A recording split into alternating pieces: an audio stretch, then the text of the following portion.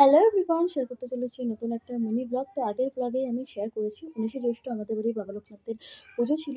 ওইজন্য একটা জলচৌকি আনা হয়েছিল। তো ওটা আমি আমার মতন করে একটা ডিজাইন করেছি। যেহেতু আমি প্রফেশনাল না, তো আমার মতন করেই করেছি। আশা করছি পরের বার আরো ভালো হবে। তো পরের দিন সকালবেলা উঠে স্নান করে পুজো দিতে বসে পড়েছিলাম। যেহেতু আমাদের কোনো সিংহাসন নেই, তো ওইজন্যে যে দিনকার যে ঠাকুরের পুজো হয় ওই দিনকার আমি পূব দিকে বসিয়ে ঠাকুরটার পুজো করে আবার সিংহাসনে তুলে রাখি। মানে আমাদের যে যেখানটায় ঠাকুরটা রাখি সেখানেই সমস্ত ঠাকুর একসাথে আবার রেখে দিই। তো খুব ভালোভাবে সকাল, সকাল পুজো দিয়ে নিয়েছিলাম। তারপরে যেহেতু আজকের দিনটা নিরামিষ খাওয়া হবে ওইজন্যে আমি দুধ পনির রান্না করেছিলাম। আর হচ্ছে আগে এই দিনটা আমাদের বাড়িতে মোটামুটি মা খুব ভালো করেই পুজো দিত। মানে ভোগ রান্না করে। যেহেতু এখন মা সবসময় পেরে ওঠে না, তো বাড়ির পুজোগুলো আমি যতটুকু পারি নিজের মতন করে দেওয়ার চেষ্টা করি। মা সবসময় উপোস থাকতে পারে না। তারপরে যেহেতু মিঠুন আসবে ওইজন্য আজকে রান্না করেছিলাম চিকেন। তারপরে মিঠুন চলে আসে।